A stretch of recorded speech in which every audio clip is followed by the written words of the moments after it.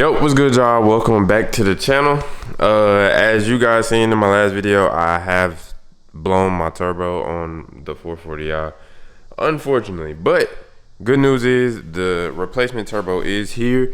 It has the wastegate on it, the turbo, the manifold, all that. So the replacement is here. So we will be getting started on replacing the turbo. But first thing I need to do, I can't turn the car on. Like, I can press the button and then like the battery will turn on and all that, but the engine won't turn on. First thing I need to do is get the car into neutral so I can move it back. As you guys can see, the car is right here. Like, I won't have any room to maneuver or do anything like that. So what I'm about to do first is get the car into neutral. First thing I'm gonna try to do is lift this up and see if I have the lever. If I do have the lever, I should just be able to just pull the lever and then put it into neutral. If not, I'm gonna have to go underneath the car, tighten up this bolt. Once I tighten the bolt up, it'll automatically just put it into neutral.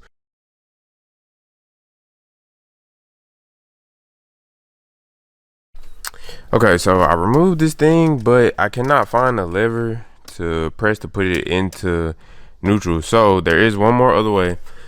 So let me put it in. Put the parking brake on.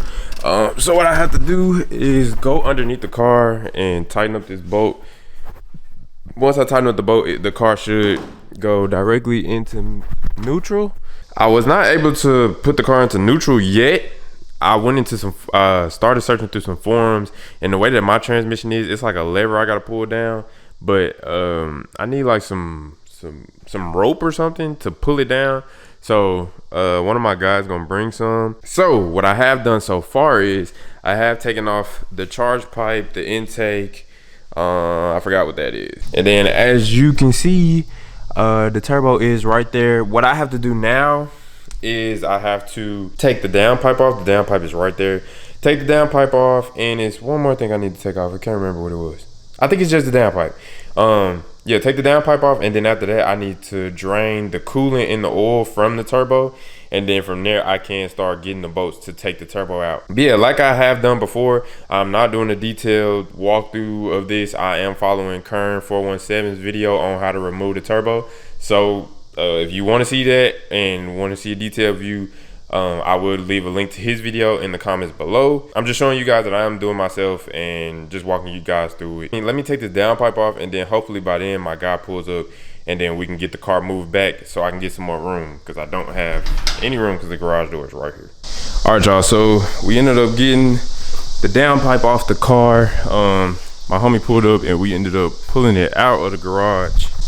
We are draining the coolant out the car now. I think we gotta do the oil, drain some oil out the turbo, and then another coolant line, and then we should just be able to just pull the turbo out.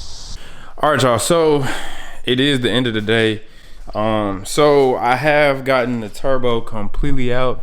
As you can see, this is where the turbo is supposed to sit, and it is completely empty. So my old turbo is completely messed up. Let me show y'all real quick. As you can see, the little spinny thing inside the turbo is completely messed up. It's supposed to spin freely, but as you can see, it's completely messed up. The next thing I need to do, which I'm gonna do tomorrow, is swap all the little coolant lines and all the oil lines over to the new replacement turbo, and then we will be putting the turbo all the way back on tomorrow. We ended up having to like do like some rigging to the transmission to get the transmission into neutral. What happened was we got a hook pick that when we pulled the lever down that's on the transmission, and then from there we put a screwdriver over the top to create tension onto the lever. That way it stays down, because if the lever doesn't stay down, we can't keep it in neutral. It took us a while to figure that out. That's why it took us so long to get the turbo out today, but I'm just happy that we got the turbo out. I will be back tomorrow to go ahead and swap everything over and then put the replacement turbo into the car. Day 2 of working on the car. This is the new turbo. I got all the lines, coolant and oil lines swapped over off the blown turbo. As you can see, this is the blown turbo, and then this one is you can't really see, but this is the new replacement turbo. Yeah, so since I got everything swapped over, Now I'm about to start installing this back into the car. I've been trying to work real hard, so I've been forgetting to record here and there. But I do have the turbo onto the engine block, as you can see. What I'm doing now is the bolts that hook into the engine. I don't know if y'all can see them. Well, it's 7 bolts across the top of the turbo manifold. What I'm doing is I'm going back and forth and I'm torquing them to spec. I've done 2 passes at 10 Newton meters, I believe. And then now I'm doing the last 3 passes at 16 Newton meters. I've done 2 already. I need to do 1 more. After that, what I need to do is really just put the engine bay back together. Like, it's a support brace all the way down there at the bottom I need to get to next. And then it's a cooling line right here in the back that I need to put back together. Then after that, really, I'm, for the most part, done. Just got to put everything back together. I also need to do another oil change just to make sure there wasn't no shards or anything inside my oil. Then I need to flush my cooling system. And then I should pretty much be done. I'll check back in with you guys to give y'all an update in just a minute. So, as you can see, we have everything put back together. The only thing not here is the engine cover, but I'm leaving the engine cover off because I'm about to do the oil change. And as you can see right here, the coolant is completely empty. So I'm about to fill up the coolant, do the oil change, and then we shall see if the engine will turn on. I'm a little scared. I've seen some stuff in forums. I don't want to speak it into existence, but I'm a little scared. So, oil change, coolant, prime the turbo, and then from there we'll test to see if everything is cool. Real quick, let me just show y'all what I'm doing. I'm priming the turbo at the moment. So the way to do that is you have to disconnect the fuel system.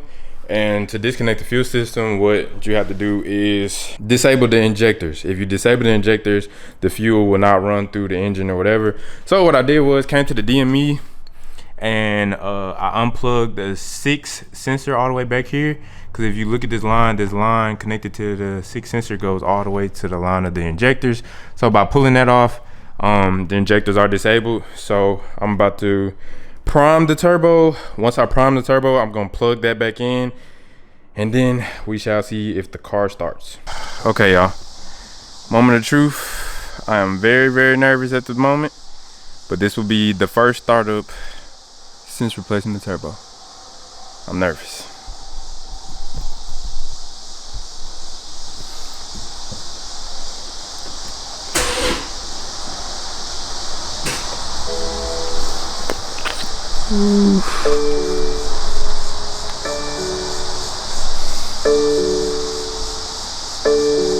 Just to give y'all a quick update on what's going on.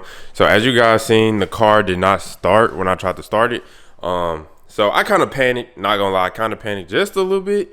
But I did some research in some forums. Well, first off, the car says low battery, the battery is drained. But it's also throwing some codes. It's a few codes that's kind of scaring me just a little bit. But I did my research, did some searching in forums and stuff like that.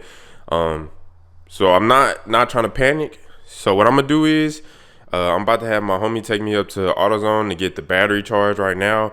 After the battery gets charged, what I'm gonna do is flash the car again with the tune to try to reset some of the codes that's popping up. And then we'll go from there. All right, y'all, just got back from getting the battery charged. They said the battery cell is not dead, so I'm about to try to start it and see what happens.